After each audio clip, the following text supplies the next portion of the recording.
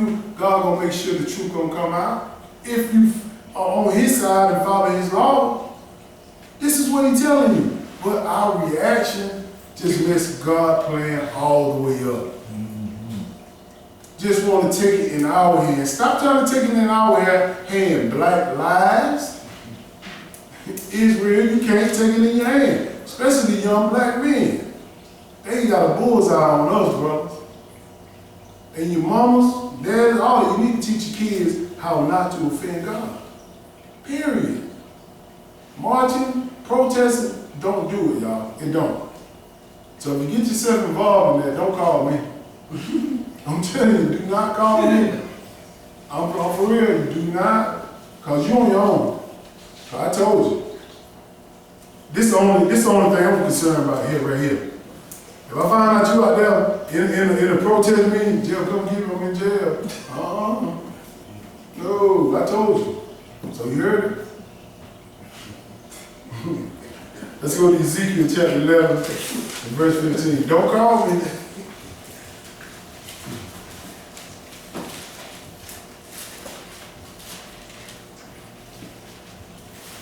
This is the only thing, this is the point we're trying to get across. That's it. Just trying to get this point across to you. All the people that won't listen.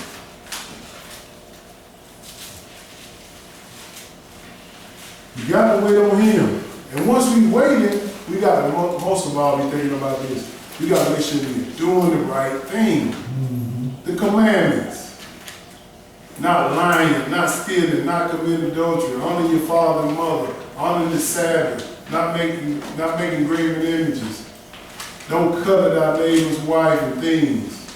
Don't take the Lord's name in vain. Have no other God before him. These are the commandments you must have in your mind. So when you have to make a decision, you know how the right way to make it.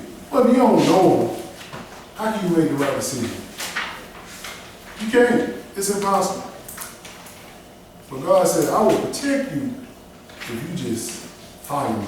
I'll be a little sanctuary to you. You keep Ezekiel chapter 11, we'll start verse 15. Go ahead. Son of man, thy brother, even thy brethren, the men of thy kindreds, and all the house of Israel, holy, are they unto whom the inhabitants of Jerusalem have said, Yes, sir. Get you far from the Lord, unto us is this land given in possession.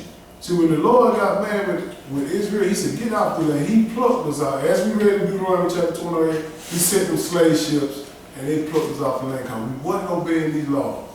But he said, once you come into this land, if you follow him, he'll protect you still. This is what he said here. Go ahead. Therefore say, thus says the Lord God, although I have cast them far off among the heathen. Wait, who cast them far? The Lord. So you can't blame Christopher Columbus. You can't blame Titus. You can't blame Vespasian. All those people that took us and brought us in this land. You blame the Lord if you want to blame somebody. He did it. He scattered us. Go ahead. And though I have scattered them among the countries, yet will I be to them as a little sanctuary in the countries where they shall come. He said, I'm going to be a little sanctuary. Like right now, this is a little sanctuary. You're going to find some little groups like us who trying to teach people not to offend God. That's what we're trying to do. To make sure that we don't step on his toes. Because you see what happens when we step on his toes. You get shot. We get put in jail. We get felonies. You can't get a job. You can't do nothing. Your record is messed up. You paint a person, especially a black man and woman in the corner, there's only one thing you're going to do, come out fighting, shooting, and killing. Because you can put him in a corner so far that he can't see his way out of it. And that happens to a lot of people. They want to do right, but when they come out this system, they still got the felon on their record. They still on probation. They making no money to pay their probation people. And it's hard. So you got to have this word to comfort their mind. Show them it's going to be better. You're going to run this world one day if we obey these laws. Go ahead, brother. Verse 17. Therefore say, thus says the Lord God, Yes, sir. I will either I will even gather you from the people and assemble you out of the countries where you have been scattered, and I will give you the land of Israel. So who gonna deliver us out of this? God. He's the only one who can give it. He said, I scattered you, I'm gonna be the one to pick you up and bring you back. So learn how to accept your punishment. Let's see what time that's gonna happen. Let's go to Matthew chapter 24 and verse 13. This is the last one. Matthew 24 and verse 13.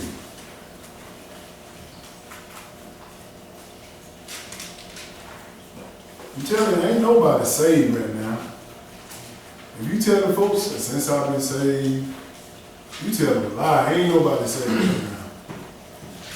We all got to wait till the end to be judged. We all. Yes, sir. So this race don't stop. You can't take a break. We're going to read verse 13. We're going to jump to 29. Let's see who's saved right now. Go ahead. But he that shall endure unto the end, the same shall be saved. That's the end guy here yet? No. So you're not saved. You telling somebody, oh, I've been saved since I'm 16 years old. I've been saved 30 years. Who are you talking to? Who you tell this lie to? You tell me this. I'm looking at you like you're a big fat liar. He said to the end of the world. The end of the world hasn't got here yet, meaning no one is saved right now. We still working. Verse 29. Let's see when the end of the world. Go ahead.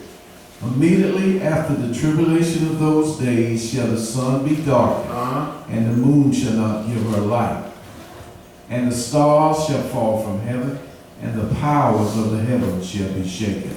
See, Jesus telling us this is when he's going to come back to get us, as we read in Ezekiel chapter 11. He said immediately after the tribulation period.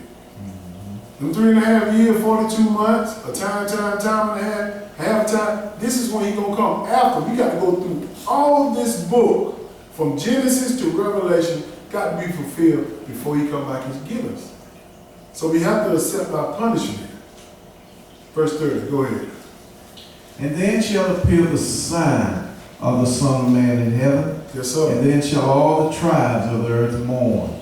And they shall see the Son of Man coming in the clouds of heaven with power and great glory. So he said, then shall appear the sign of the Son of Man. When? Immediately after the tribulation. So you got people inside these Sunday churches telling you, oh, you got to worry about tribulation period, brother. We're going to be raptured out of here. What did that just say in verse 29? Immediately after the tribulation period, Jesus coming. Right. But you tell them, giving these people a false sense of hope. Think you're going to be saved from all these 7 trumpets they're going to blow. You got to go through it. You better be in the wilderness. But go ahead. 31. And he shall send his angel with the great sound of a trumpet. Yes, sir. And they shall gather together his elect from the 4 winds, from one end of heaven to the other. So this is the time you're going to be saved out of these countries. Until that time, we still going to be in these countries. So get used to it. Make sure you understand where to step and where not to step. Obey these laws and understand these laws. Hope everybody got some good understanding. We're going to stand and close out.